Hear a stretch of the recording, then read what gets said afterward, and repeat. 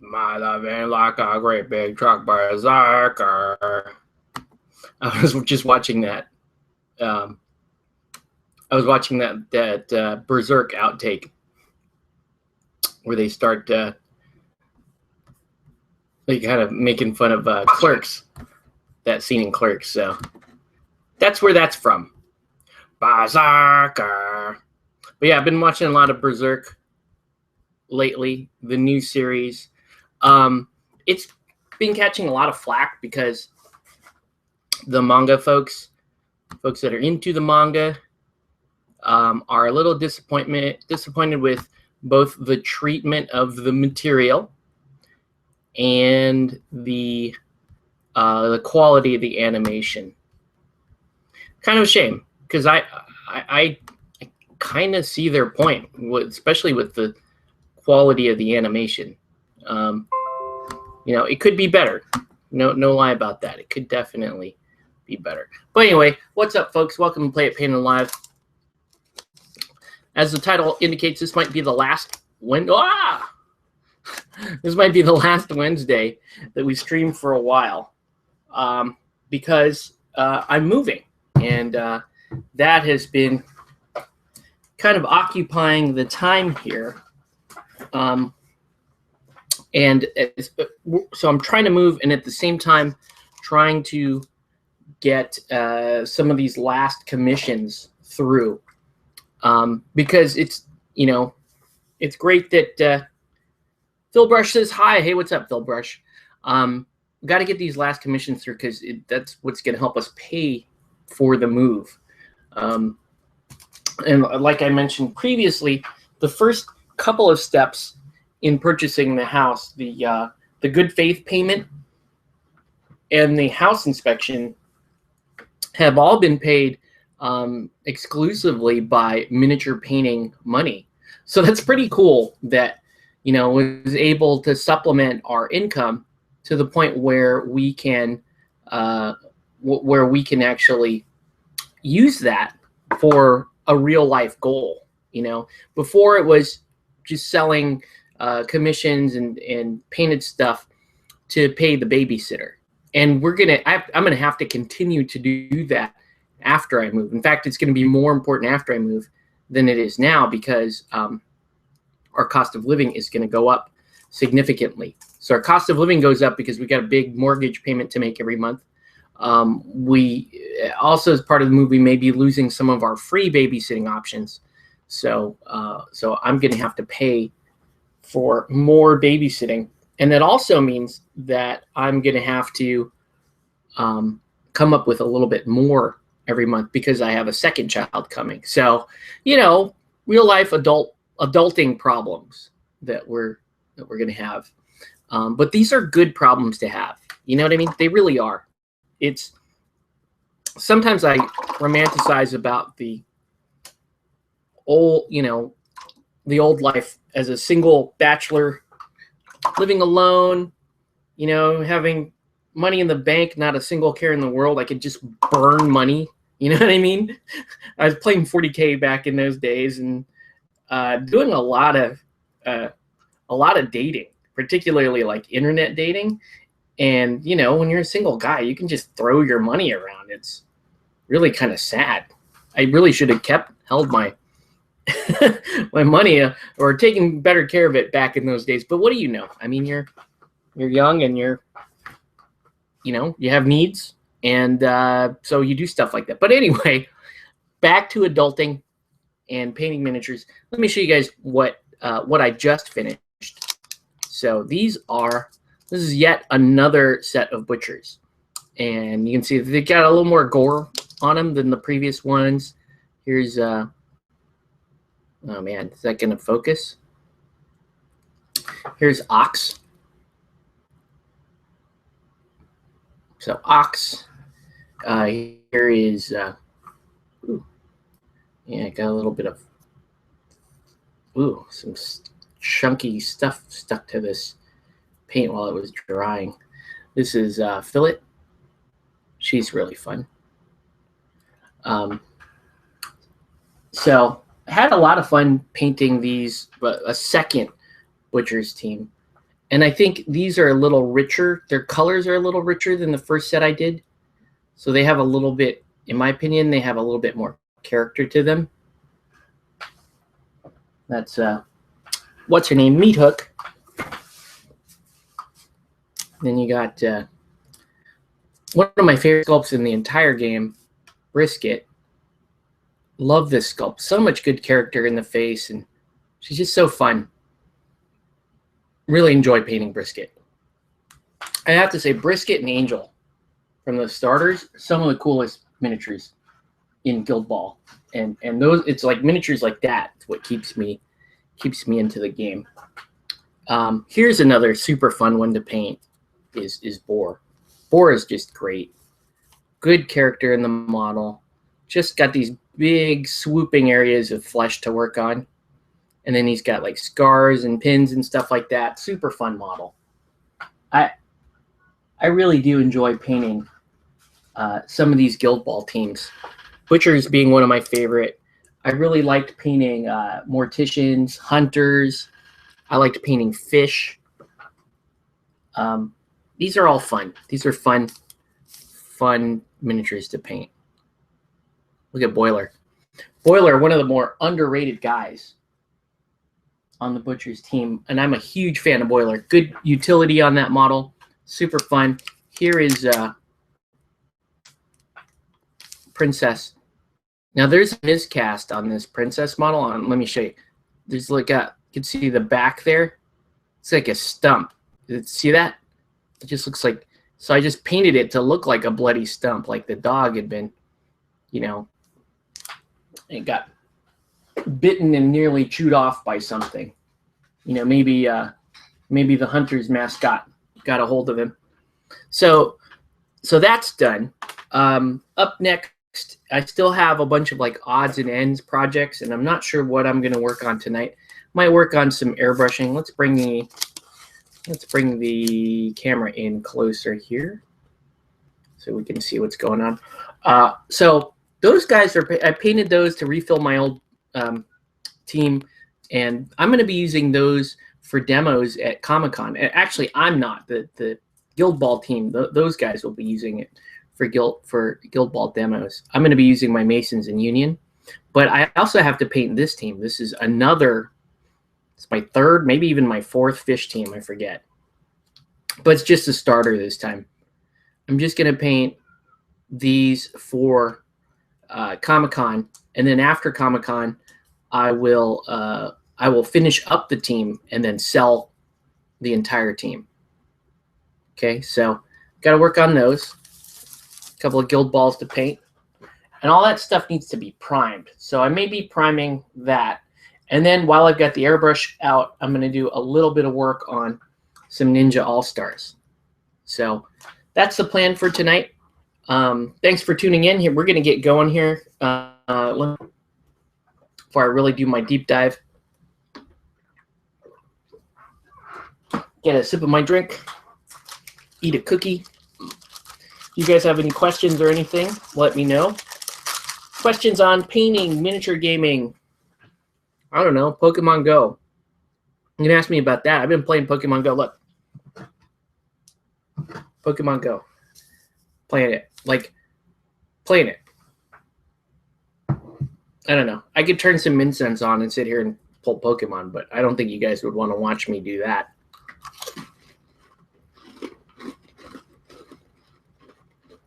It's not very fun. Anyway. Let me get some gloves on.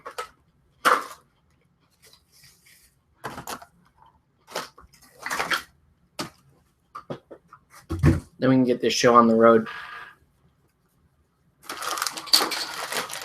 There's just so much stuff I have to do before we move. I don't even know how long I'm going to be on the stream tonight, to be honest with you, because I really, well, maybe I'll spend more Friday clearing up this area and getting it ready. You know, I did a lot of work here in this back room to get things ready to for the move, but yeah. Anyway, let us know what you're working on and what you should be working on. I'm going to be doing a little bit of airbrushing, so I'm going to apologize for the noise. Let's see. But spent the better part of the morning walking around catching Pokemon. Most exercise I've gotten in ages. For real, right? Yeah. Been walking around. I figured out a little more sedentary way of farming Pokemon, but I'm not particularly proud of it. But it works. It does the job. I don't know. It started off as a way for me and the kid to walk around and enjoy having a little fun, catching little monsters. I think he's a little too young to be as into it as I thought he might be. I mean, he still likes it, but he also likes running around, you know. He likes actual play, you know, running around, picking up sticks. Imaginary play. My kid, I'm really proud of his, like, he plays the way, you know, the way I used to play when I was a kid, when we didn't have all this technology available. And sometimes I think, like, I'm going to make it more fun for him by letting him, you know, catch Pokemon and play with the more advanced toys of this day and age. But ultimately, I don't think that's true. I mean, I think little kids are going to have the most fun where they're allowed to kind of create on their own and play imaginatively.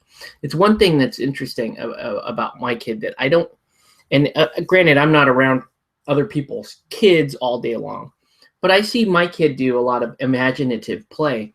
And I don't get that. I don't get the impression from friends of mine that they have kids around the same age, that their kids do that kind of imaginative play. My wife would ask me, like, is that, you know, was that something you did really little, 2 years old or whatever? Did you do imaginative play? And yeah, I did. I did a lot of imaginative play growing up. So I take the cool side. I mean, for example, like he has lots of toys. He has lots of he likes sea creatures and he likes squid. You know, he thinks squid are really cool. So he has squid toys. Like we bought him giant squid and all that stuff. But what he really likes to do is he likes to go outside and like find sticks or pine cones or you know, or pine branches that branch out and they kind of remind him of squid tentacles, and he goes with that. Like he'll do that and pretend that it's a giant squid that he's playing with, and he would rather do that while he's outside. Then when he comes inside, he'll play with the actual toy. But he really likes the imaginative side of playing, and I don't know. I don't know if it's remarkable or not. I think it's really cool. From what I gather, though, it might be a little, just ever so slightly advanced, you know, for a 2-year-old kid. Like he comes with,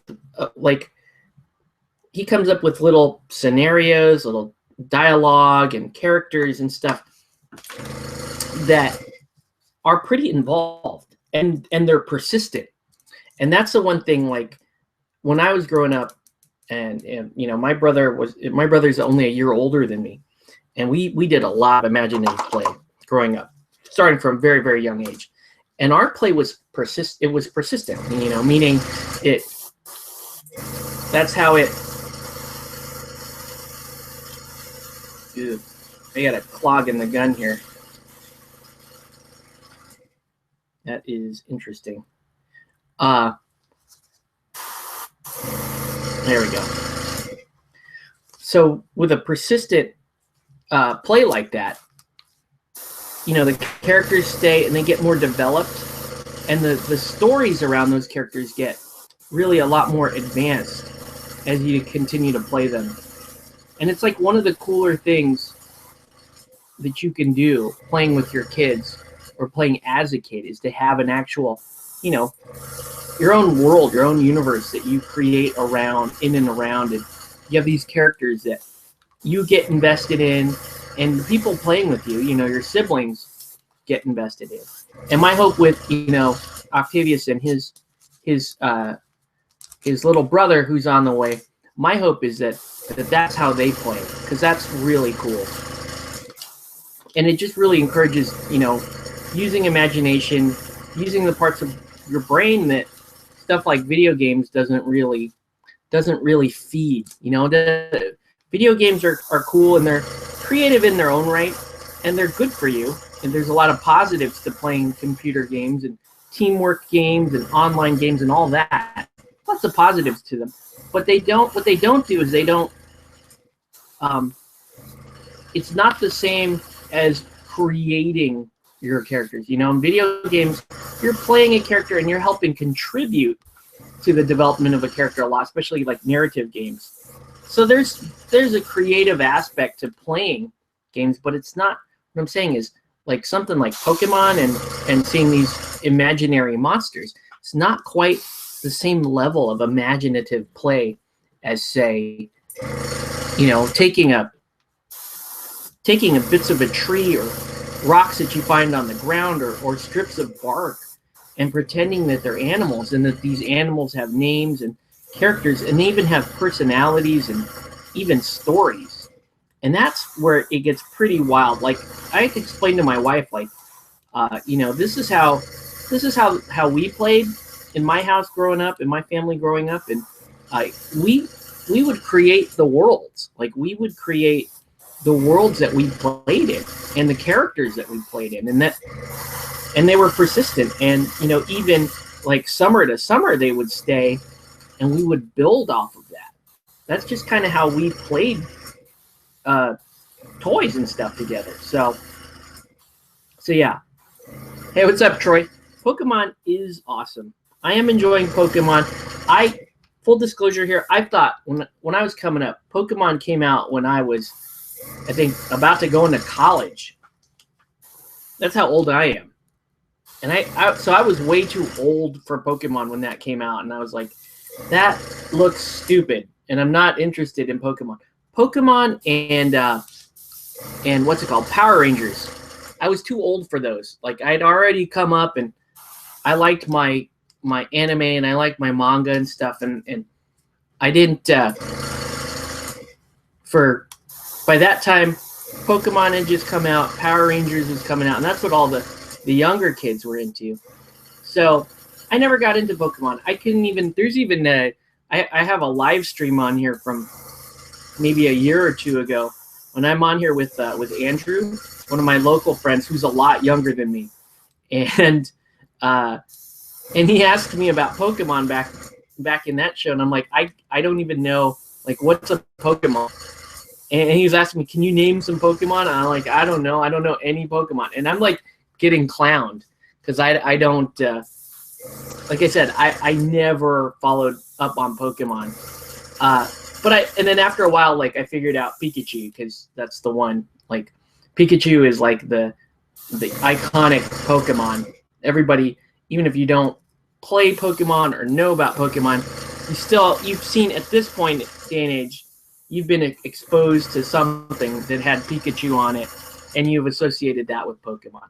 So I knew Pikachu. That was it. I was 17 when Pokemon came out. Yeah. I mean, I think I was like 19. I think I was in college. But anyway, I didn't know anything about Pokemon, didn't care about Pokemon, and they're like, oh, there's a Pokemon collectible card game and all this stuff. And I'm like, I don't care. I never was into Pokemon. Anyway, Pokemon Go comes out, and I'm looking at that, and it strikes me now, it grabs me now, because I think about my son and how much he loves things like dinosaurs and monsters and creatures. He loves Godzilla. And I'm like, he would like Pokemon. And this is Pokemon Go. And I looked at the game and said, okay, well, this is kind of cool because it's, it promotes exercise, and I want to get my kid out and walking. And he loves to walk. He loves to hike. I don't. I hate walking. My wife has been, for years, been begging me to go walking with her. And I think I've gone walking with her, a total of twice in our entire relationship together. And I just don't like walking. My main argument was, well, I need a purpose. Like, I need a reason to go around the block. I can't just, like, give me a put a basketball in my hand or something. Make me dribble something around the corner. Give me a goal, right? And I just didn't have that until very, very recently with this Pokemon thing. So that was cool. Got a nasty mold line on this fish set. Is not. I gotta tell you here, not doing too well.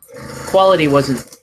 Seems like this was made with one of the older molds, and so you've got mold lines. You have some bad parts of the sculpt.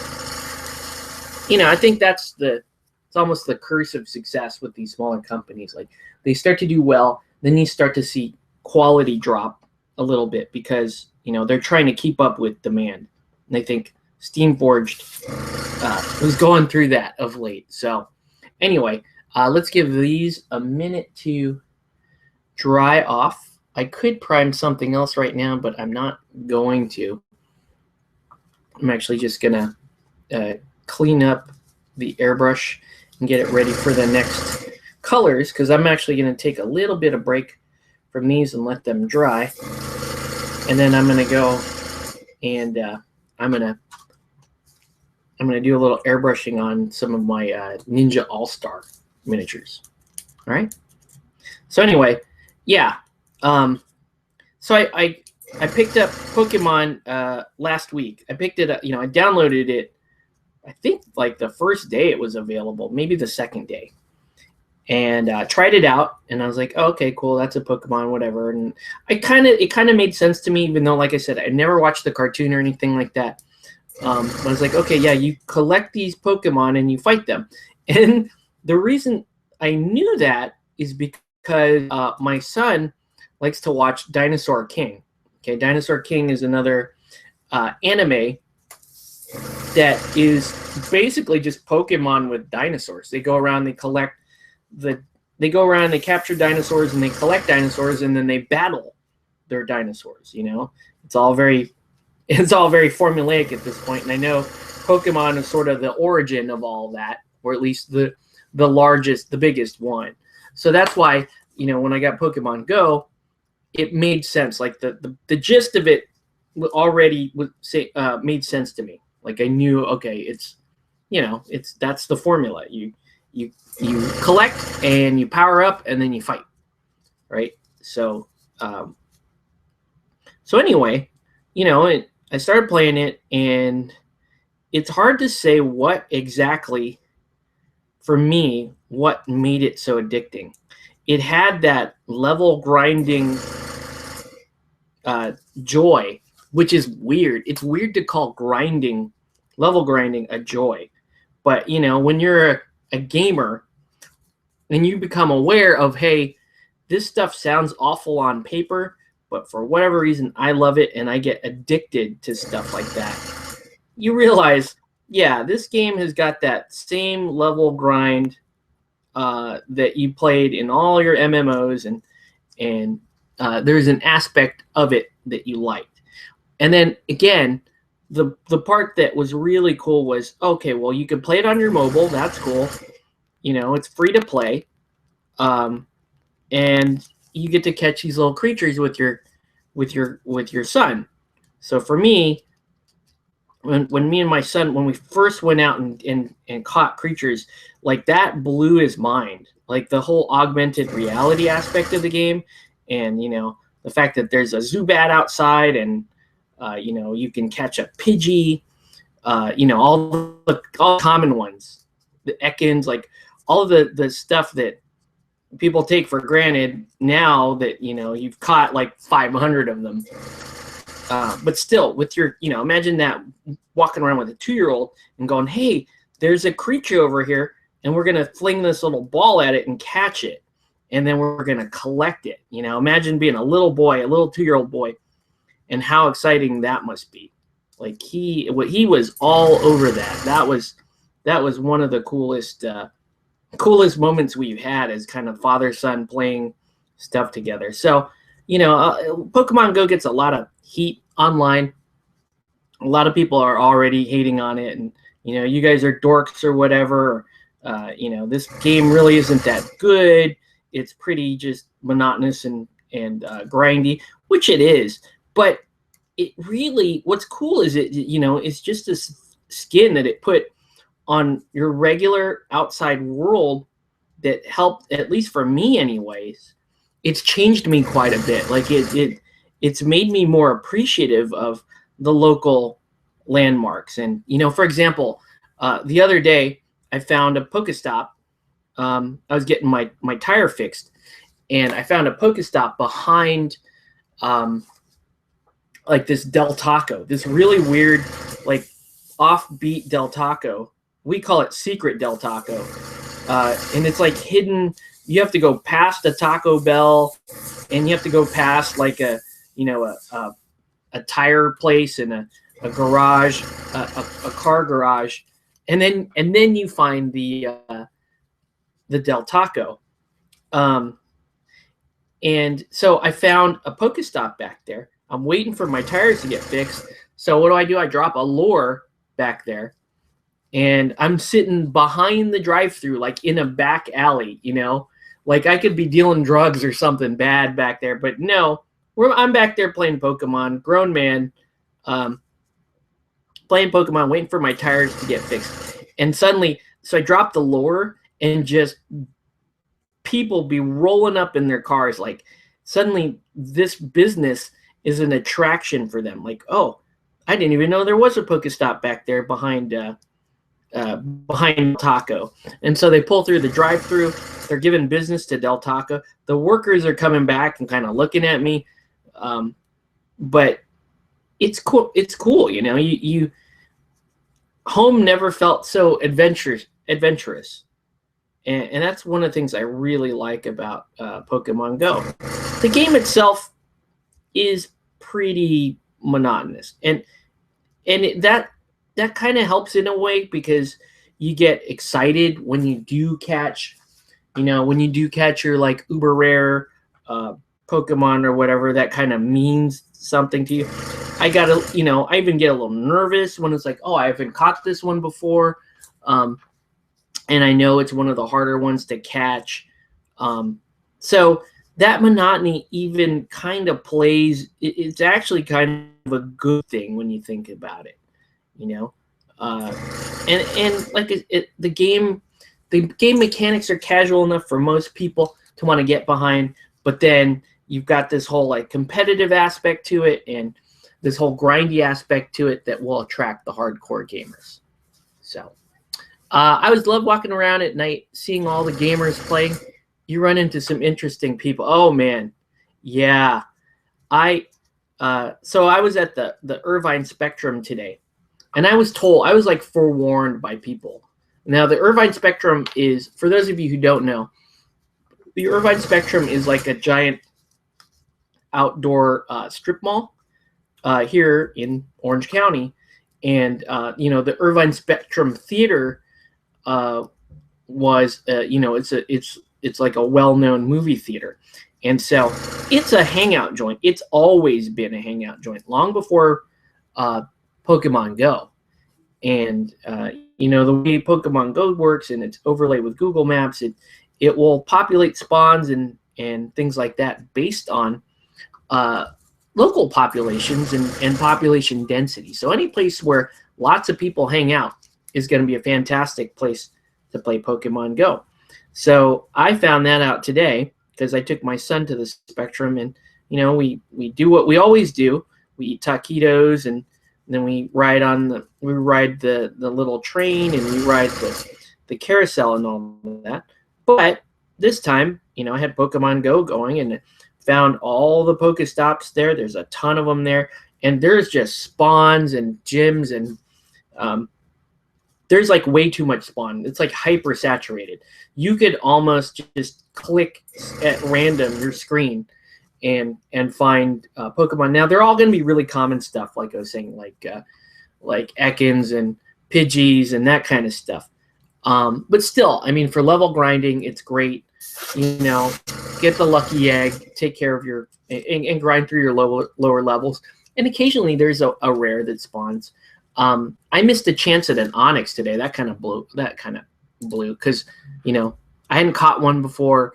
Onix showed up, while my son and I were about to get on the carousel. You know, I throw a raspberry at it, and then I throw the super, you know, the enhanced Pokeball at it. You know, two clicks or two wiggles, and then it's out again, and then it just fled. So there's stuff like that. There's some heartbreaking parts to Pokemon Go, but you know, it's part of what keeps the game fresh and exciting for you. Okay, so the other week I did some spray on these on this generic Shrine team, but what I didn't do is I didn't paint. I'm an idiot. I didn't paint this guy, so I'm gonna paint the. I'm gonna airbrush the major colors on the Mundoshi here. And then speaking of interesting people, my neighborhood, there's a Pokestop right on the, you know, at the bottom of the hill, essentially where the clubhouse is. It's about, you know, not even a block from me. I can just walk outside my house in 5 minutes, walk towards the corner, and there's the Pokestop. You know, it's interesting, the people in our neighborhood that play Pokemon. And then last night I was out there, it was like 10 o'clock, and I'm like joking with my wife because I'm sitting in the house, you know, farming up some Pokemon. I'm sitting in the house, and my wife is like, and I'm like, oh, I'm gonna go outside and you know, hit the Pokestop. I need a few Pokeballs. And she's laughing at me, and she's like, I bet you there's a bunch of weirdos out there playing. Go out and check it. So sure enough, I go out there. There's like, I think 10 people playing at night. You know, some of them dads like me, some couples. There's a really weird, not really weird, but you know, there was a we'll call her a gamer girl who was kind of quirky, and she was like, oh, I'm looking for so and so. She named some like rare Pokemon that I didn't even know. She's like, have you seen it? Have you seen it? She's really intense, which is cool. But I was like, I'm just here to stop by the store. I don't know what you're talking about. So yeah, you do meet some interesting people playing. And at the Spectrum, man, oh my gosh, there are easily 100 or more people walking around the fountain there playing. So let's see. Trading's supposed to be coming the next update, so Hangouts will be even better. My local hotspot is Botanical Gardens, which has nice scenery while you. Cool. Do you do pre-shading and highlighting when airbrush? I do. I do a little bit of base coating with a little bit of pre-shading, and that's kind of what I'm going to be working on right now. I didn't really like how that purple came out. Bummed me out. I always get worried when they shoot out that way, because that means there's a little bit of solid in the paint, and the last thing you want is solid in your airbrush. That's going to get really, really annoying. So anyway, let's get, okay, so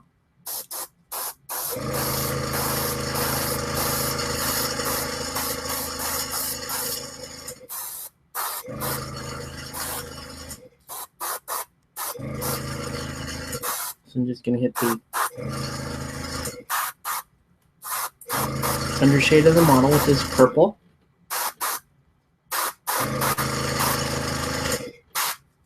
And just let that dry for a bit. Okay. Yeah. It's cool though. I mean, we were the neighborhood here. There's like 2 local parks. We're kind of in the backwoods, like the Laguna Woods and Laguna Hills.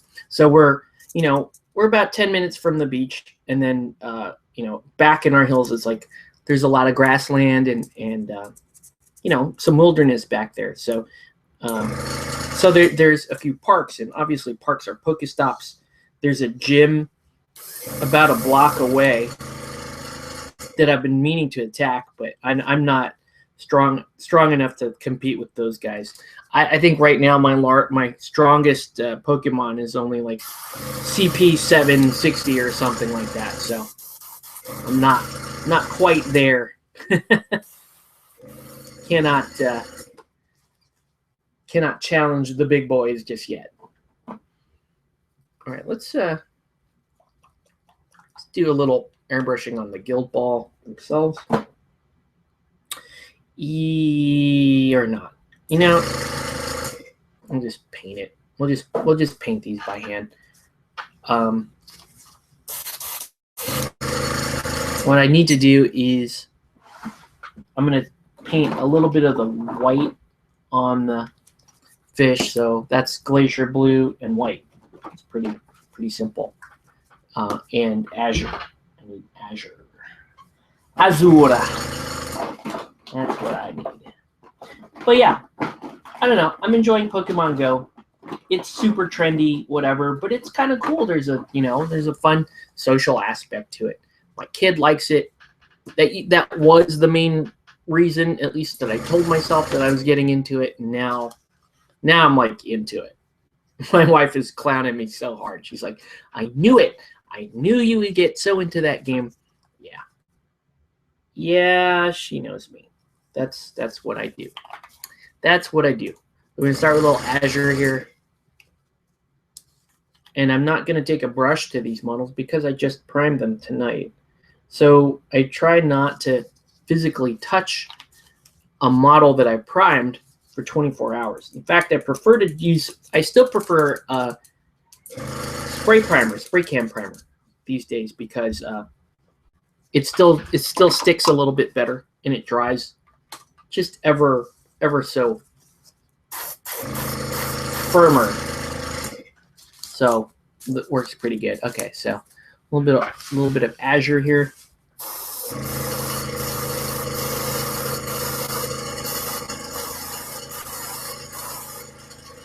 And this is kind of the standard way I paint fish now. They all kind of get this white coating. And then I paint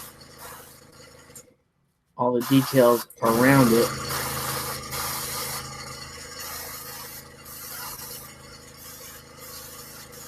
I have a brewer's team to paint next week, so the faster I can move through my little demo crew here, the better.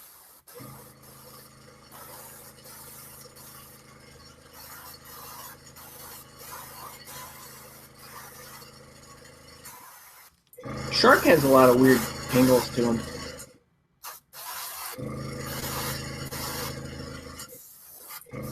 Then I gotta paint the little metallics too. We might not be doing any brushwork tonight. Tonight might just be airbrushing. I don't know. And the idea is to hit these pretty hard over the weekend so that I can finish them and then get over to the brewer's commission I have.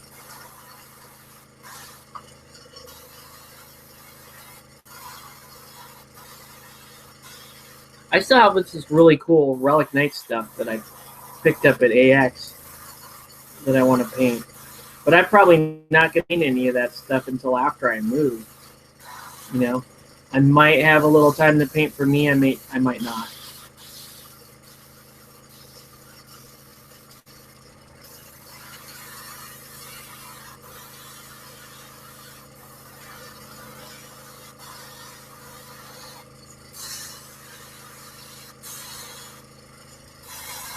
Love the angel model.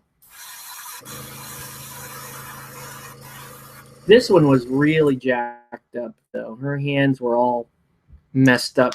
I threw a pin in it, and then the pin didn't even sit right up in that little channel. I was kind of bummed about that. Getting a little clogging in this color.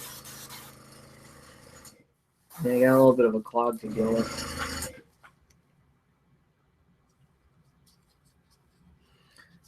So, are you guys painting anything right now? Let me know what you're painting, what you should be painting. Again, we're just doing ooh, yeah. Got a pretty bad leak there. There we go. Had to clear it.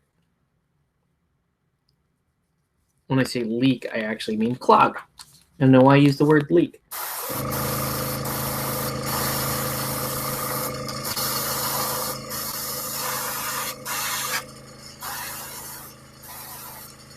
There we go. So there's Angel. Now let's do Siren.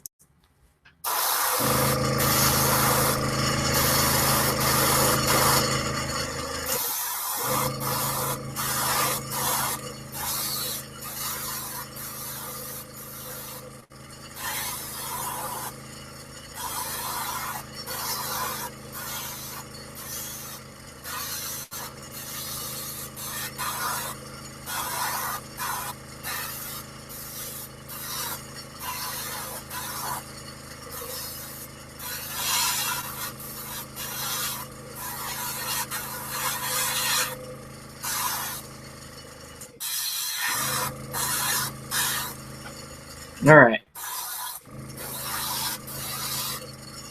Got a mold line in the. Ugh.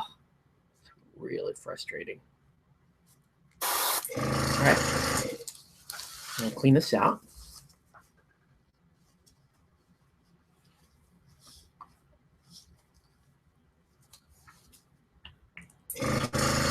Now I'm gonna switch and do a little bit of dark gray because I've got to get the metal, the NMM on the weapons. So I usually do that during this phase too. And it's not like it's not the whole technique I use for NMM, but it's basically the setup for it.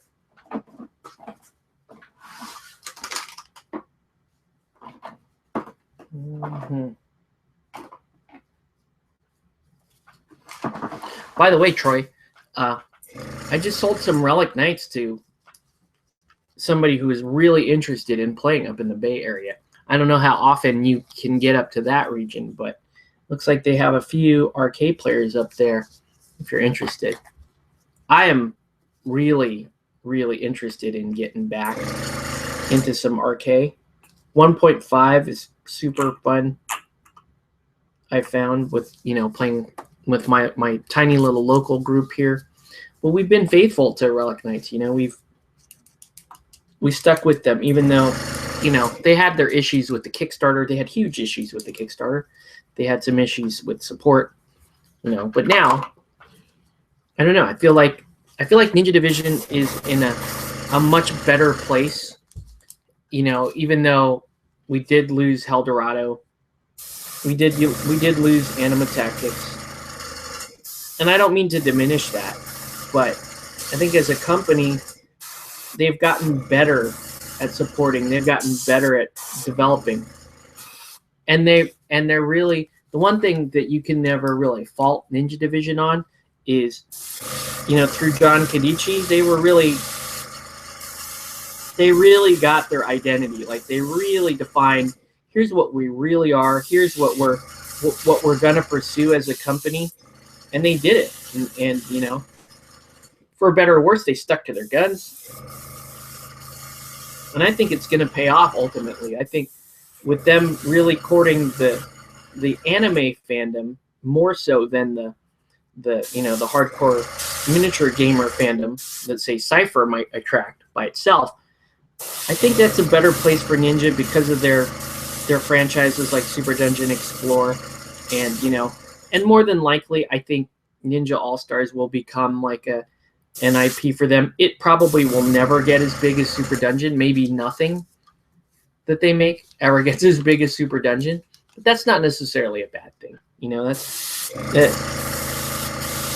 They still have plenty of opportunities to grow the whole chibi thing. They really are the guys who brought the chibi miniature game, the miniature board game, to the forefront. And chibi painting is such a fun, it's its own deal, So I don't know. I think it's pretty cool what they've been doing. Okay, so far so good. There's our miniatures. We're just going to continue along with the airbrushing. Now we're going to step up to that glacial blue. Actually, I could spilling a little bit of like rinse water on my shorts here. I could just go straight to white and skip that color, which I have half a mind to do. Although the glacial blue, probably, let's give it a real quick glacial blue, like a really, really fast one. Okay, it's like you're not even, just to get the tone in there and keep a little blue so that when I do come in with the white, it doesn't, I'm not that worried about a stark contrast. Now, when I airbrush and I pre-shade, when I'm doing this type of work, the goal for me is to go ahead and end up being a little bit lighter than where our final point is going to be. Because what's going to happen is we're going to shade and pre-shade to a color that's lighter than our desired base color. But then we're going to go back, ink shade, and wash back to the target base color, if that makes sense. Because what that does is that's going to help continue to soften things and provide a little bit of shadow and definition. Okay, so I'm purposely going higher than I want this base coat to be, because I'm going to tone it back down using some ink shades and stuff. All right, so now, real quick,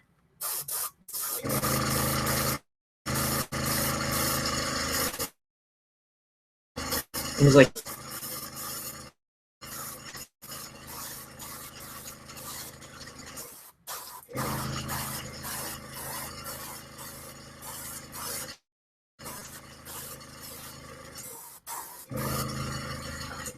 you guys can't even see the difference on camera. Like the shadow basically is accounting for this. And all this really is it's just a quick zenithal prime over the model. Throw some light down on it. Right? Okay.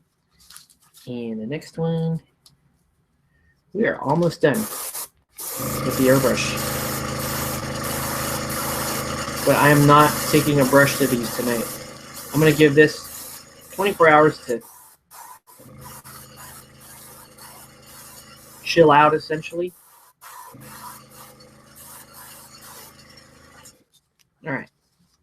That's it, man. Let's go with white.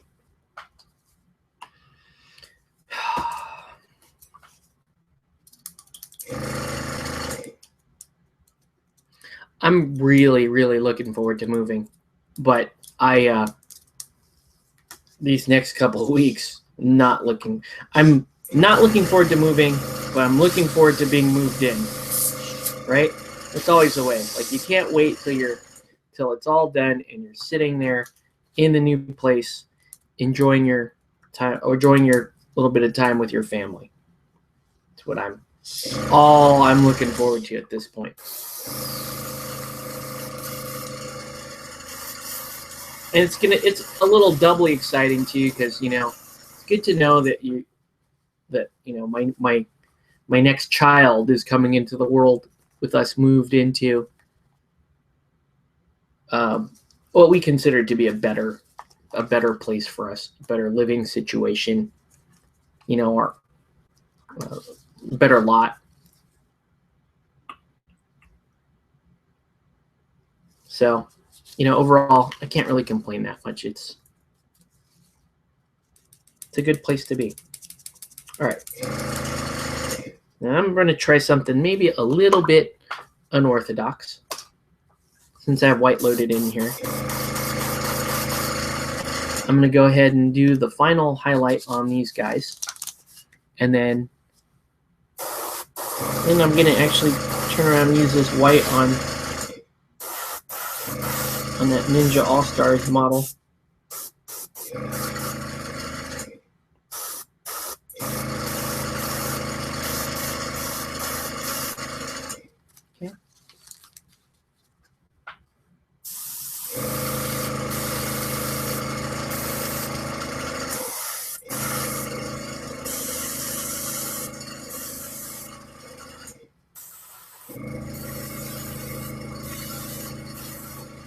See what I'm doing there with the weapons? Just a little bit of white on there. I'll be able to turn that into a little bit more drastic lighting in NMM using ink glazes.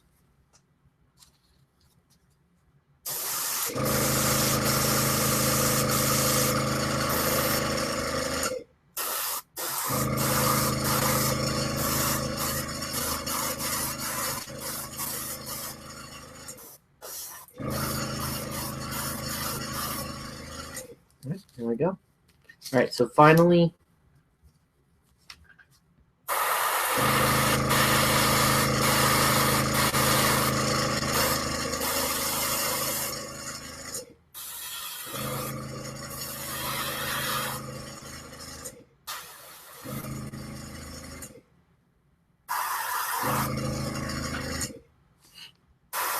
then we hit him. And let's hit the Madoshi here. You should probably come over with a lighter purple before you do this. But if you hit it, you're really careful about how you're layering this color on, and you don't end up caking your white on.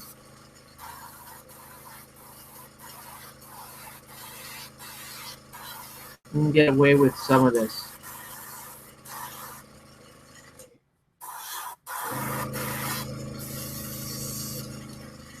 Getting a little bit of clogging here.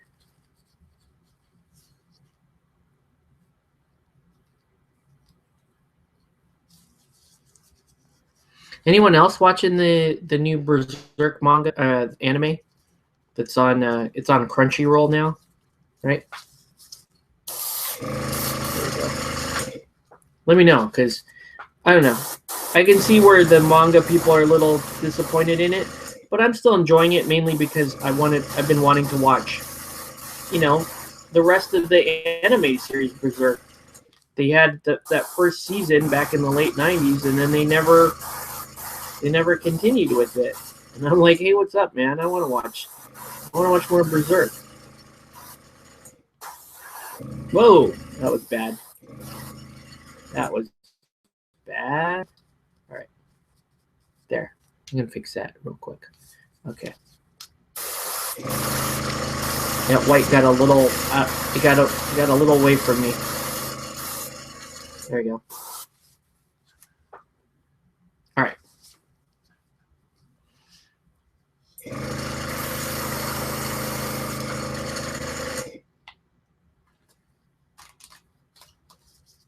And now I'm gonna hit that. I'm gonna hit the little rice hat here with just a little bit of like a beige undercoat. So we'll do this. Just might be a little too dark. That's a little too light. Here we go. We'll do a little of this like beige brown on there. And that should be good enough. I mean, I guess I could highlight it, but something like that, it's just as easy to highlight that by brush. We do have the airbrush out, though. I don't know. I guess I wouldn't be entirely against it.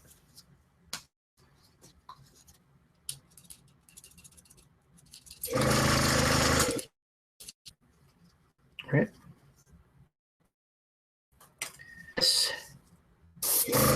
Do you guys have any questions or anything?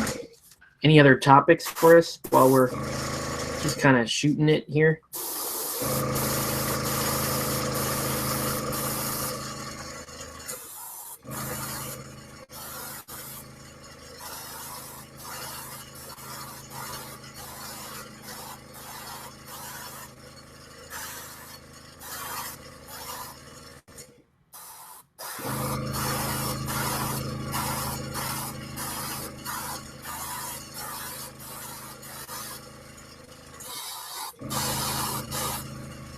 Okay, that's about as easy as you could imagine that's going to be, right? All right. That's it, man. We're I could spray the guild balls, but sorry. I'm just hanging out. Hey, what's up, Mike? Thanks for hopping on. Yeah, me too. Doing some odds and ends and some random painting. Oh, here's a bit of news for you guys, at least on the painting front. I did actually end up switching to a wet palette, which is a new thing for me. I've tried wet palettes several times in the past. What's up, Mike?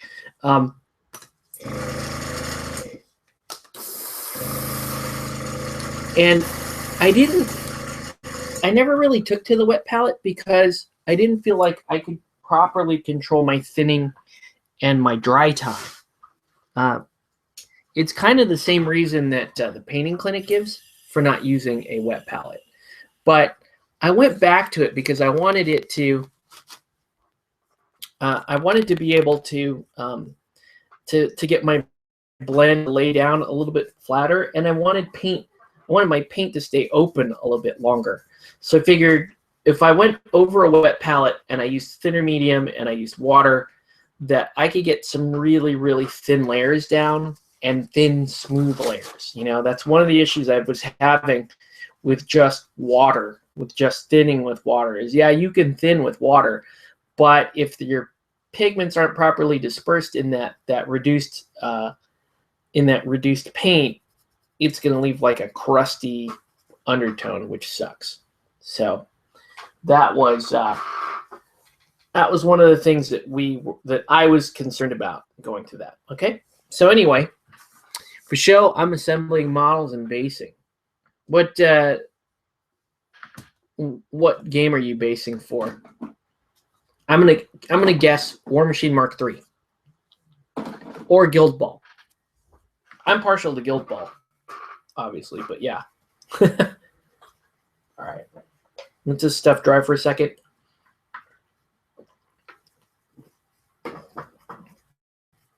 And now I got to decide what I'm going to paint for the rest of the night, because I'm not, like I said, I'm not going to touch the fishermen from here. I just primed them and I undercoated them and gave them a quick highlight and gave them a little bit of cement on their weapons.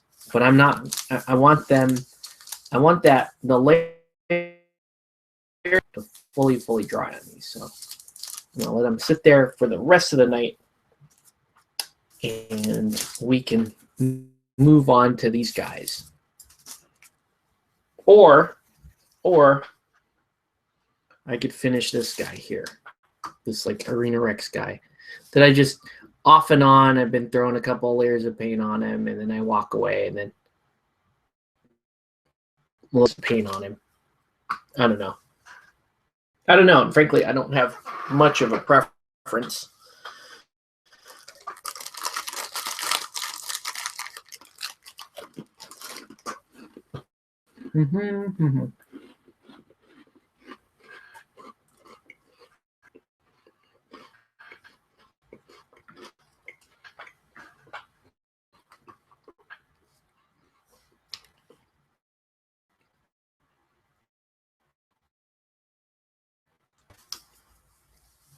Let's see. Last to paint are Spigot and Stave. Bitch, and I can't wait till she is painted. Yeah, Fillet's pretty rad. I was showing off the last fillet that I painted here. She's right here. The one issue with this, this model is it's a very delicately balanced model. That's one thing that you have to be careful of, because you can see she's not just on her tiptoe, like she's really leaning forward here. So getting the angle right on that pin is pretty critical. Then she has this belt here that swings out. This is like a Boar's belt. So so I have it pinned, I believe, in the front, not the back on this model. So right there where the little metal pins into the belt, I have a pin running behind that. And then you got these flimsy cleavers here. Let's see. On the home screen there, looks like you can't really make out the detailed face. but you can kind of. But yeah, that's how she's going. That's how she's looking. She looks pretty cool. I copied this. My friend Mark did that little red streak in her hair, and I figured, hey, that looks kind of cool. I'll copy that from him. Great model, super, super dangerous on the battlefield, on the Guild Ball pitch. So be careful with those Philip-led teams. I'm probably going to sell that team after Comic-Con. I'll probably drop that on eBay the week after. So yeah, Philip's a beast. Philip's really awesome. Oh, let me show you guys something cool. And Mike, you're going to want to pay attention to this. So our price support came in for Guild Ball at Comic-Con. And there's some cool stuff. You know, some cool stuff as part of that. You know, you've got like, there's like, they sent us like stuff like Butcher's Dice, and these are awesome, these patches. So we're going to be giving stuff like that away. Now that kind of stuff, oh, and starters. That kind of stuff is cool for, that's the kind of price support you would get for sanctioned tournaments. But here's what is real. And Mike, I'm telling you this because you're going to want to visit me during Comic-Con to get one of these, get your hands on one of these. So these Ox cards showed up. These Ox cards were in the box. And the first thing you might notice is this has the black background, like it's a Season 2 Ox card, right? But check it out. This is like one of the limited gold foil stamped Ox cards. And they're really nice. I wasn't expecting these at all. I think these are great. And so knowing that you play Butcher and you can appreciate what this is, like, they're not going to care. They will not care if I give them that. But I'll save, you know, I want to save one for you at least, and for Dave, and for people who play Butcher. They're super cool. So anyways, I just wanted to show those off. Those are awesome. We're also going to have price support on this game, Ninja All-Stars. So I'll be running Super Dungeon Explorer and Ninja All-Stars, and Ninja Division is sending me price support for that as well. So hoping to stop by during Comic-Con. We'll be at the Marriott. Forget what the name of the ballroom was. I think ballroom, but I'm sure we're in the program. Okay. So now, like I said, back to the washing and stuff, right? So now, so we're past the color. Oh, you're on a family vacay during SDCC. Ah, I thought you were going. I just assumed that every year you're going to be going. That's a bummer. We'll figure something out. Anyway, so this is not the purple that we want. This is a lot lighter than the purple that we want. And so I'm going to show you how I actually get there. There's two ways. The easier way is you could just take the like GW pre-made wash. What's the name of it called? Drakenhof Purple, Drakenhof Shade Purple or something, Drakenhof Shade, something like that. You can just do that, and that's fine. If you want a little more control and you want I noticed just a little bit of sheen, just a little hair of sheen can give the model just that slight bit more interest to it. All right. So what I'm going to do is I'm going to make a glaze, an ink glaze, using. I could even just use thinner medium, but I've been burning a lot of thinner medium. Actually, let me have more. I've got glaze medium. Glaze medium should be fine. All right. So we're going to get glaze medium. Now I gotta find my purple ink.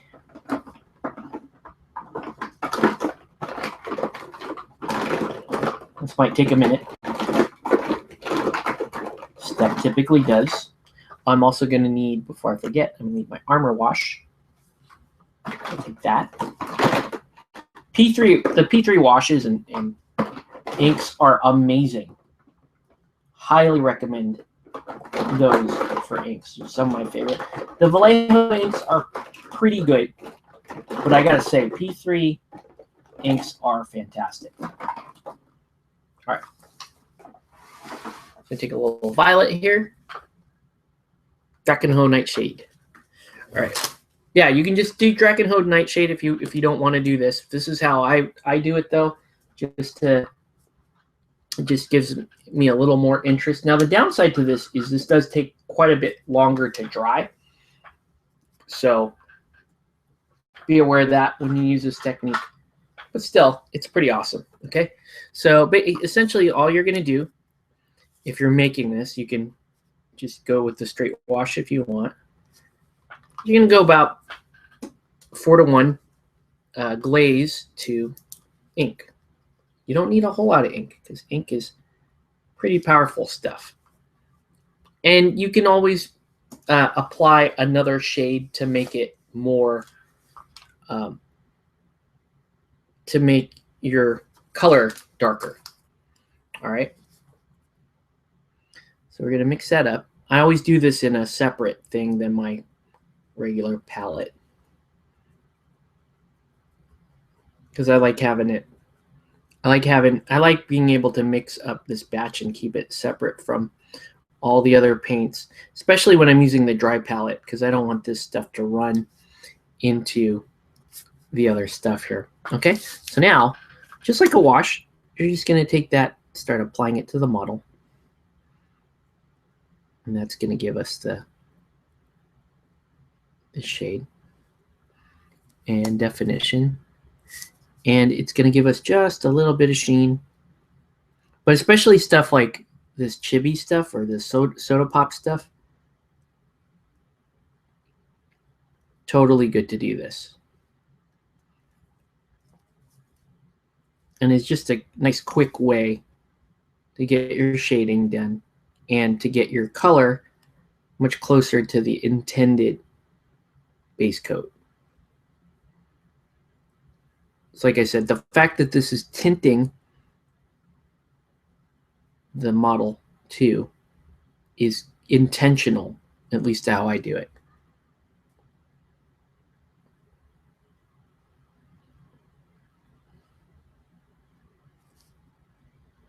Okay. And this is going to take quite a while to dry. Where's the other Yujiri? Uh-oh. Oh, here he is.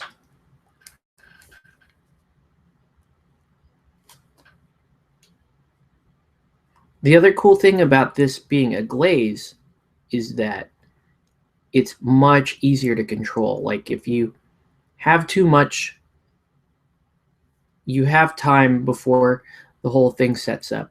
Whereas some of the washes, to do this and then try to pick up and pull product off, it's going to leave giant, those giant dry spots on the model, and it's going to the wash is going to pool in other areas. And that's not, it's not going to look that great when that dries. Right? Like, see there, I had a little bit on the pant leg, and I can actually pick it up and move it around. And that was put there a few minutes ago, whereas in a typical wash, that's pretty much game over right there. Like that's just going to leave a weird bubble or a hole there. Whereas this is just going to give us a bunch of pre-definition. And the fact that we airbrushed the zenithal prime means that you get a subtle hint of lighting. We did kill quite a bit of that by running the ink glaze over it. The ink glaze is going to want to blend everything together. But so for example, top of his outfit here. I'm just going to pull a little more off than it typically would on the rest of the model. And that's going to, and that highlight is going to shine through. Okay. Let's do the tune-in.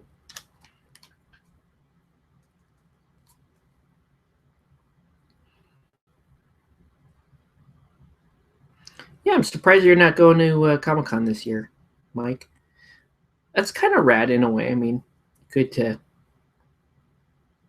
The family trips are good.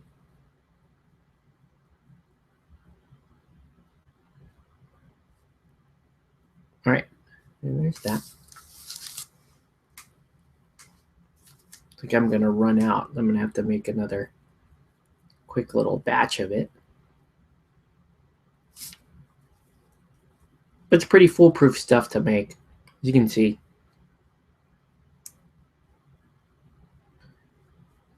The only real difference is I'm using a combination of an ink and a glaze, and I'm mixing that up so that I get a little bit of properties for both. I get the high tint, the high color power of the ink. Whoa, did I want to do that? Not necessarily. I didn't want it there.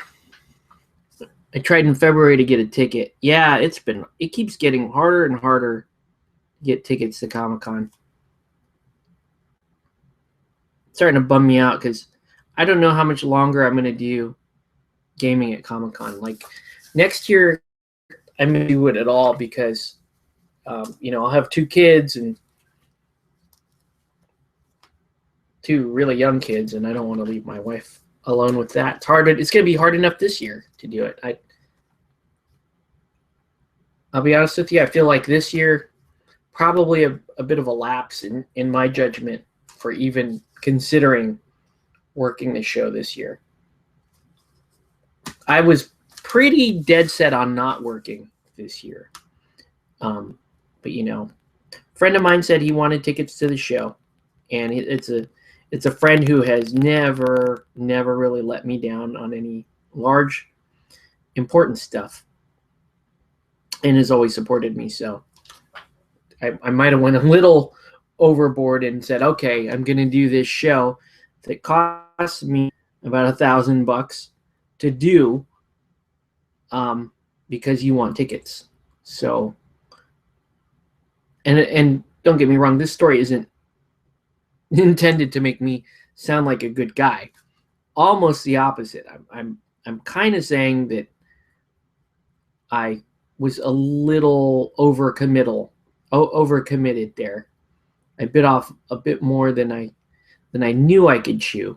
That's the worst part of it, because I knew what I could take and not take, and it's one of the main reasons why I thought that doing the show this year probably not the best thing, and hence me planning on not doing the show at all this year, and then hoping that they keep my spot for next year.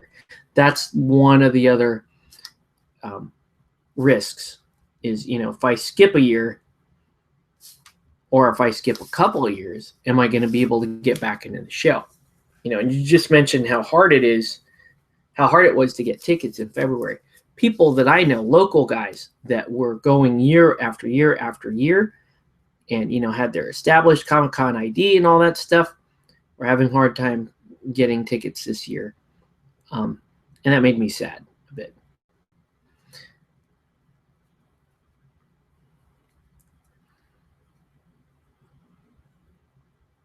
Okay. So this is the Kunoichi. Just gonna hit her with that. They have this like metal plate on their head that's, I guess, designed so that you can freehand the your guild's logo in there.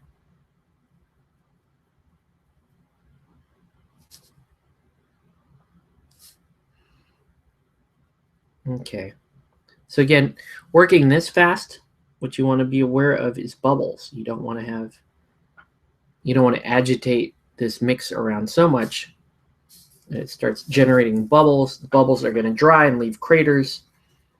Then you got some problems. All right. Finally, this guy.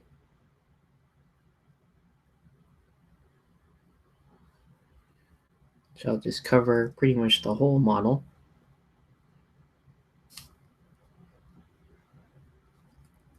Whoop.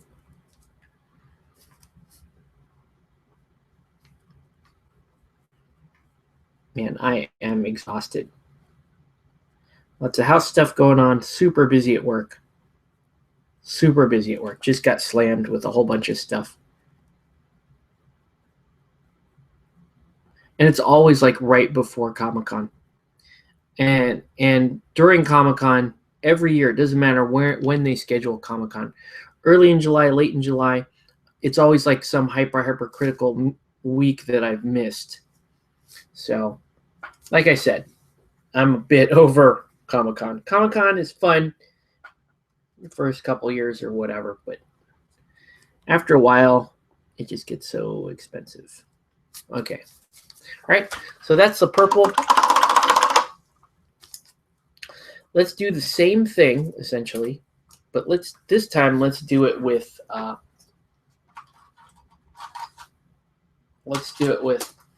Armor Wash.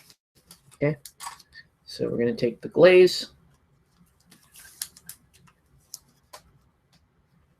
Can I do it with? No, I shouldn't do that yet. I have to highlight the swords before I do that. Like I have to do the edge highlight before I do that. So I think that's it, dude. Oh, I can wash this little hat here. Let me do that real quick.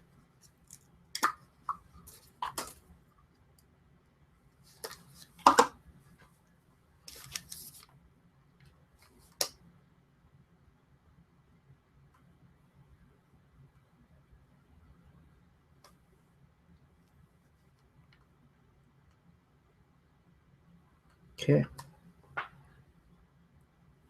Any questions or anything before we move along? YouTube has been really boring lately. I haven't been enthralled by anything on YouTube of late. It kind of makes me sad. I love watching YouTube. I like the people that I'm subscribed to on YouTube. I find to be very entertaining. I like watching them, but people haven't put out much content recently, and a little bummed about it. Hopefully, I'd love to see more stuff in my feed that I'm excited to watch. Lately, it's been, not this topic again. That's just not interesting enough for me to click on. But yeah. Yep.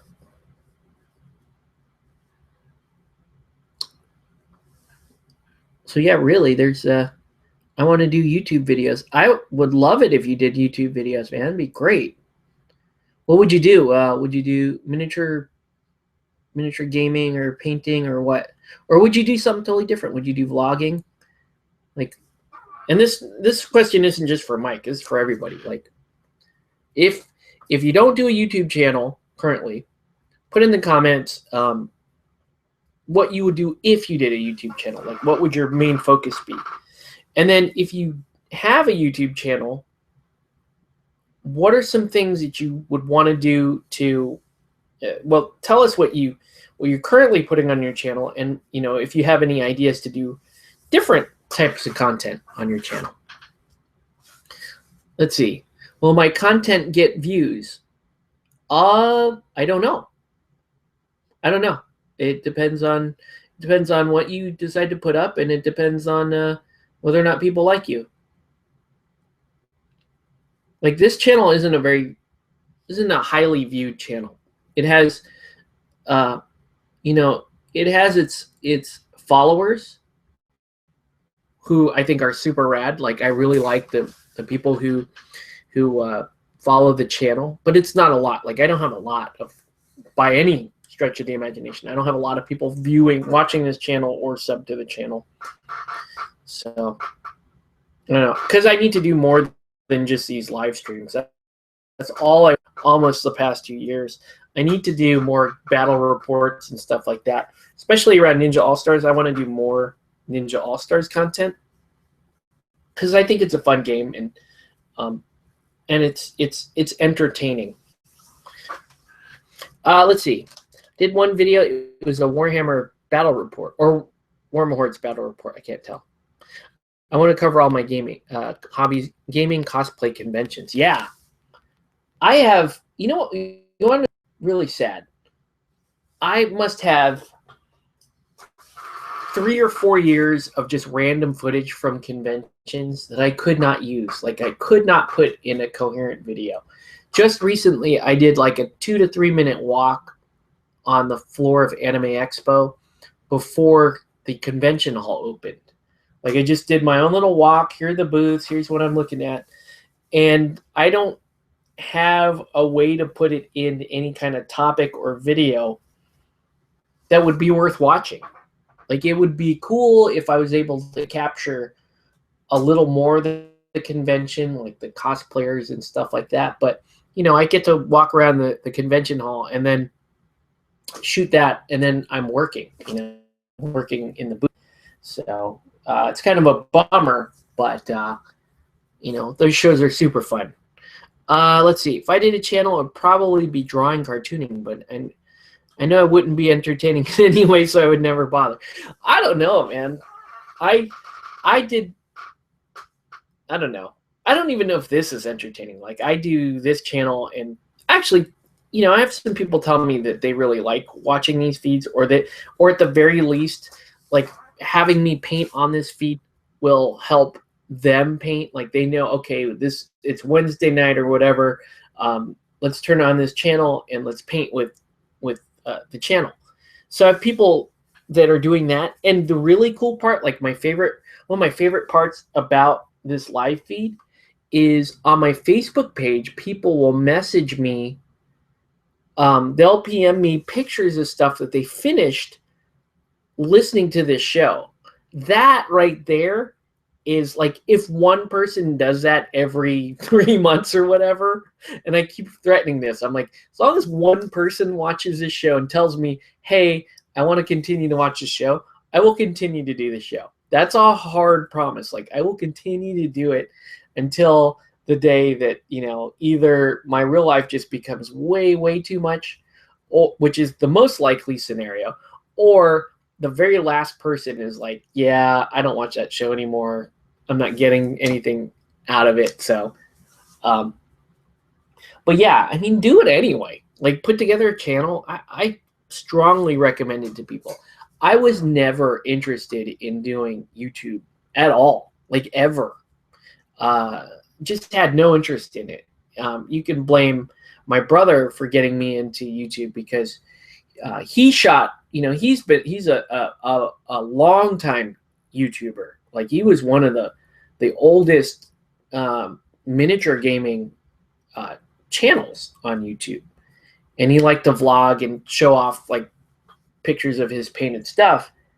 And you know, and he still has a good following. Like I think he doesn't have as many subs as I have, but he has more views, meaning more people will tune in and watch his videos, even though fewer people are subscribed. So I don't know what the hell that means. But anyway, you know, it's his fault really, because I had no interest in it. And we started playing Malifaux like way back in the day.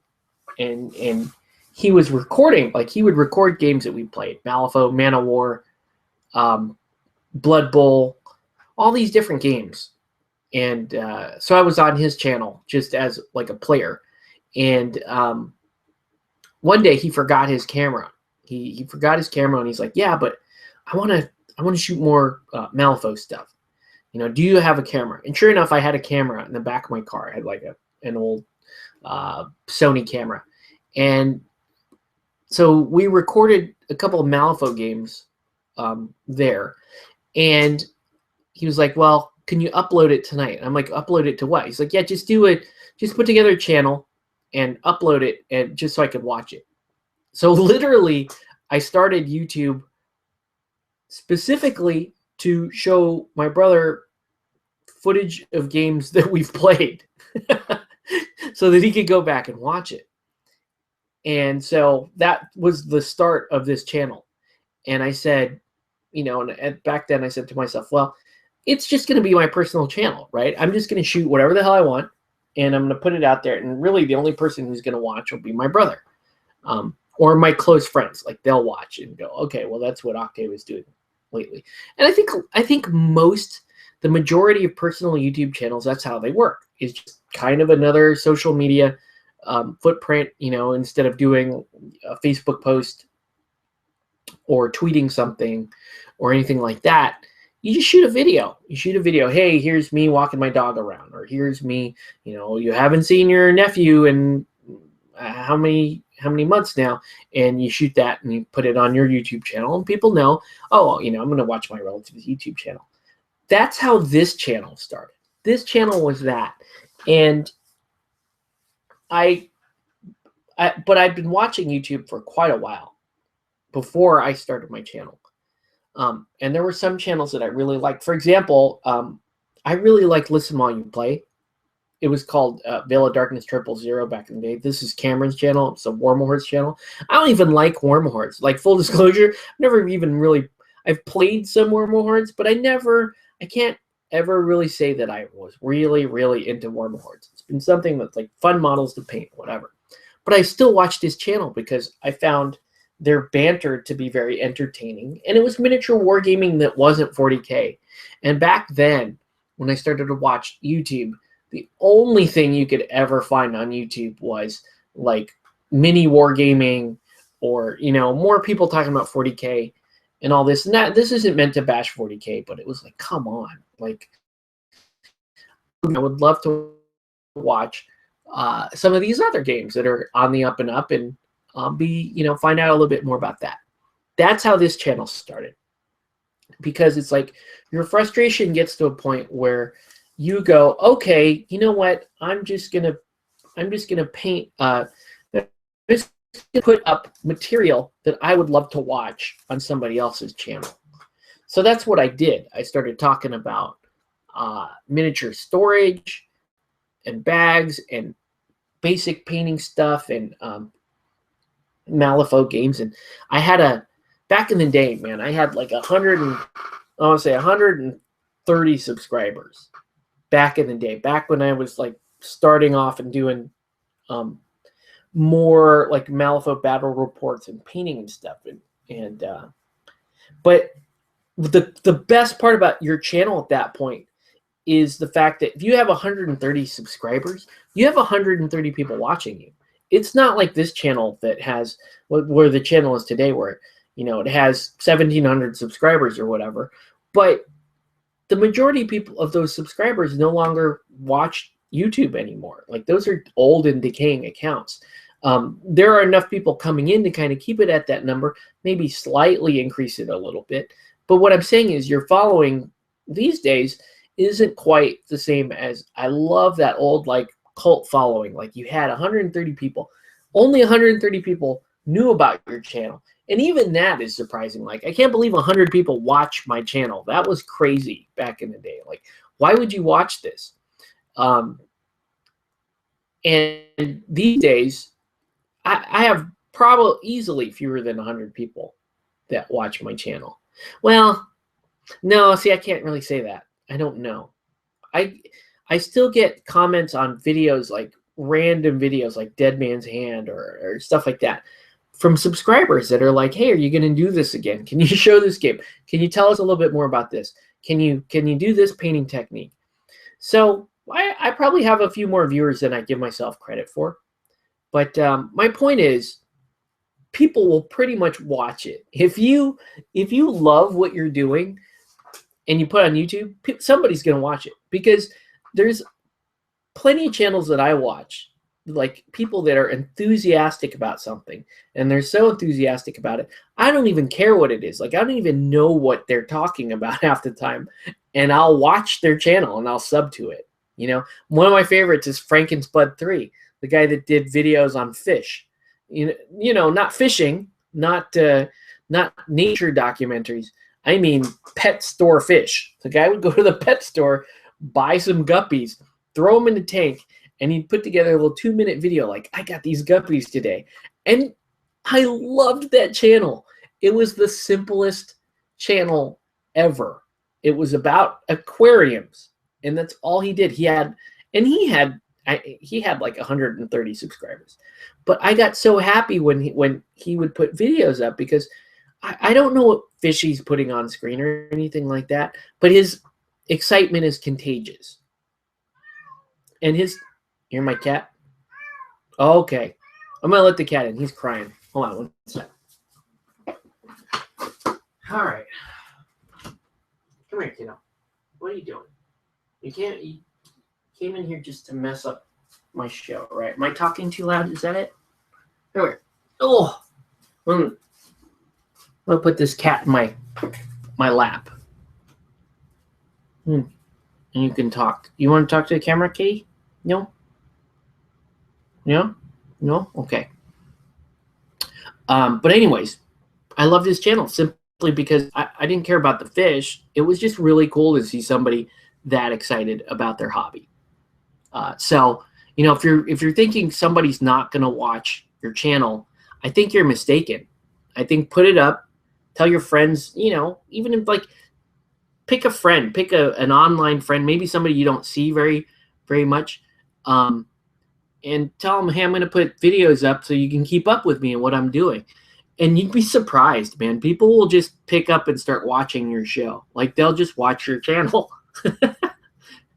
And they'll ask you for stuff like, hey, can you shoot this? Hey, we like to, like, we're hobbyists. We like to watch each other paint stuff and build stuff. I know my last couple of shows have been kind of stagnant because it's like I get to a point and I can't do anymore. And I'll explain that in a minute too, but we'll finish this little topic here. But yeah, I don't know. I think everybody should start a YouTube channel and just put up stuff that they would, if it's something that you would want to watch, like make it, put it on there. Someone will watch it. If you know, worst case scenario, somebody writes you some stupid comment like you're a dork or whatever, or you're a loser. I get comments like that, and they're super funny, and I I think they're fantastic. So, you know, if you have thicker skin, and you've been on the internet, all of us here have been on the internet for more than 10 minutes. We know there's trolls out there, people that want to watch your channel and clown you. Beast of War is a good channel with a variety of minis. It is. I used to clown Beast of War. I used to think they were just awful because back in the day it was way more 40K content, and it was, oh, here's what we're gonna do with Wayland Games, and we love 40K. And they're just gushing and gushing and gushing over 40K. Suddenly, I think Games Workshop was like, we don't give a shit. We don't want you to do our cover, you know, some aspects of GW. And I think it was Wayland Games. Like, they had to separate from Wayland Games, right? Something like that.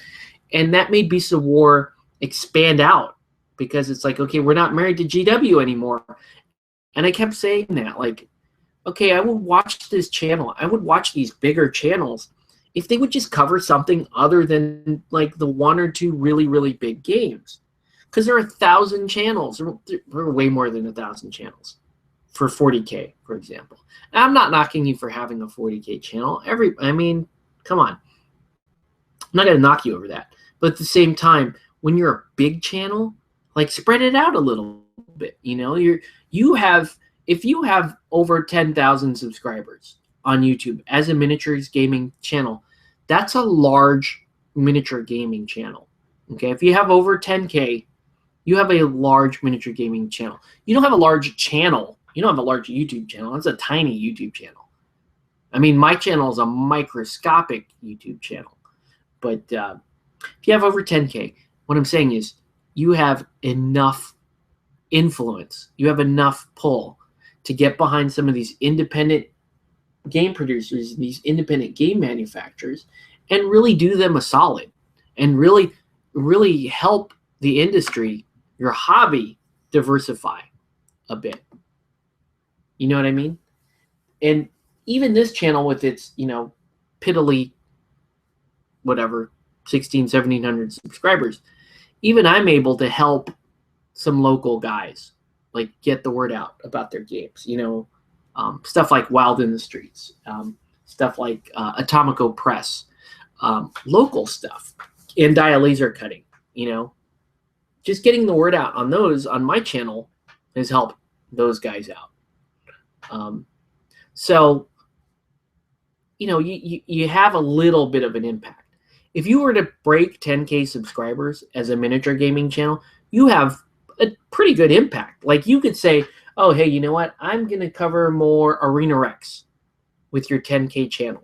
Now, suddenly, more people know about Arena Rex. More people want to play Arena Rex. And word like that travels around. Malifaux, when that game was really in its V1 and its infancy, our channels were only one of like a handful of channels that covered Malifaux. But we got a lot of viewers out of that. We got a lot of people converting and playing the game because of the channel. It's like, oh, check out this game that he's playing. He uses cards, that kind of thing.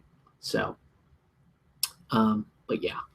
Anyways, so Beasts of War, they cover a lot of miniatures games now, and I really like Beasts of War now. I wasn't even subbed to them before. I subbed to them after the whole split with Wayland Games came about, because it's like, okay, now I can watch you guys. I don't want to watch yet another 40K channel. There's plenty of 40K hobby-based channels that I watch. For example, Warboss Tay, I love his channel. He paints all GW all day long. I'll watch that all day long. I don't care. But I don't need to watch battle reports. I don't need to watch GW fluff talk, that kind of stuff. I'm not really interested in that. I want to see more about new games. I want to see what the guys that the Battle Hammer guys that are playing. Those guys play Guild Ball primarily, but they also do Wrath of Kings, and I'm a huge fan of Wrath of Kings. Love Wrath of Kings. Relic. No, they do Wrath of Kings. They do Zombicide. They do This Is Not a Test. Like, they've branched out. It's cool. I love those channels that branch out and do several different gaming systems. And I pride myself on being one of those channels that, that I don't cover the big games. I cover the smaller games, and I cover the niche games, and I think they're super fun. And I love painting the miniatures around them. I love painting and showing off the miniatures around that. Because a lot of people that are like stuck in the GW side of things don't even realize stuff like this is out there. Like, they don't even, like, there are Chibi Ninja miniatures, and that's a game. There's a game built around that. I'm sitting, people tell me that. People that were in GW, like, I had no idea that all these other games were out there. I never heard about them. I've never heard anything of them. And, I'm seeing you play it, and I'm seeing a bunch of people around you play this game. And I'm like, wow, this seems really fun. So we get stuff like that. But anyway, I am super, super rambling because, like I said earlier, I'm at the point where I cannot take a brush to any of this stuff. This ink glaze is going to take, still drying. It's going to take a while to dry. And then, like I said, with the other miniatures, I can't physically touch them. I want the primer and the coats of paint that I put on tonight to dry and harden by tomorrow night, so I can actually get into it. Yeah, I don't know. YouTube is kind of a weird thing. I never thought I would be making YouTube channels and essentially talking to myself in a room, painting miniatures with my cat. It was decided, ow, don't need the tops of my legs. That hurts. Yeah. You ready to go night night, kitty? You go to sleep? Yeah. Anyway, I think that is going to do it unless you guys have any other comments or anything like that. I would love for, now, full disclosure, I would love to have more subs. I really would. Mainly because I would love to get more exposure around these games that I really enjoy, particularly, you know, the third-party stuff like Relic Knights. Love talking Relic Knights. But in order to get more subs, then I have to change the focus of my channel to be more of the 40K and start shooting professional videos and really get into the production side of making YouTube videos and be a YouTuber. To get more subs, you have to be a YouTuber that highlights a hobby. I'm the opposite. I'm a hobbyist that will put stuff on YouTube. And I realize the trade-off that I'm making. And it's the better one for me. I want to enjoy my hobby first and foremost. I'd love to get more people to see these games. But I think I'm already, at least in some way, contributing to that by doing all these conventions, in-person demos, in-store demos, you know, organized play. Like that part, that side of me, the volunteer side for the community, I think that kind of counterbalances my low sub count and my desire to not be a professional YouTuber. That said, there are some miniature gaming channels that break 10K and are really hobby focused. For example, Rubbish In, Rubbish Out, Viv, he's got over 10K subs easy, and you know, he does whatever the hell he wants to do. It's like most people that follow the miniature gaming crowd on YouTube will easily say, oh yeah, Viv's channel, one of my favorite channels. He might be brewing beer one episode, he might be painting something, and it's always sporadic. Like he'll go through these phases, like these long periods of inactivity, then suddenly he's like, he gets inspired and he has to do like 12 videos in a day. You know, stuff like that. I really like that. I don't, other than Beasts of War, I don't like these like trying to be hyper professional videos that are like, oh, I know about this game, I know about this hobby, but they really don't. Like you can tell that they really don't know about the hobby, that their primary focus is to get footage around the hobby and to get famous around the hobby. But do you ever see them playing? Do you ever see them talking about strategies or anything like that? No. And I'm not going to name names because we, you know, I don't know, we just don't need to do that anymore. But yeah, that exists on YouTube. That's a thing. They're YouTubers that are like, oh sure, I'm a miniature gamer and hobbyist, and they don't really partake of the hobby. They want to make YouTube videos. So I don't know. It's kind of a weird hobby to pick though. I mean, they have to have some passing interest in it, but they don't have. But it's not their primary mode of activity for their hobby. You know, for miniature gaming, I like to say people lean one way. They want to paint more or they want to game more. But like the professional quote unquote YouTubers, they don't lean either way. They just, here's what I know about the game. And frankly, a lot of them are dumb on camera when they try to talk about games. And like, you've never played that game. But whatever. It is what it is. So anyways, I've rambled long enough. When I say this is the last Wednesday in a while, I don't really mean that the show is going to end. What I mean is the show will probably take like a 2-week hiatus, and I'll sporadically turn on the camera and not announce it. But you know, check your feed anyway. I may still have content on here, but the main point is next Wednesday for sure I'm at Comic-Con, so I'm not going to be. I don't know. I might turn the camera on late for like 15 minutes and talk, but that's about it. Anyway, I'm exhausted. It's time to go to bed. I got to go to work tomorrow nice and early. I got a cat screaming at me. He wants to go to bed too. He's a good kitty. Want to say goodnight? Say goodnight, kitty. All right. Anyway, that's going to do it for this video. Have a good night, guys. Thanks everybody for watching, and we will catch you on the next one.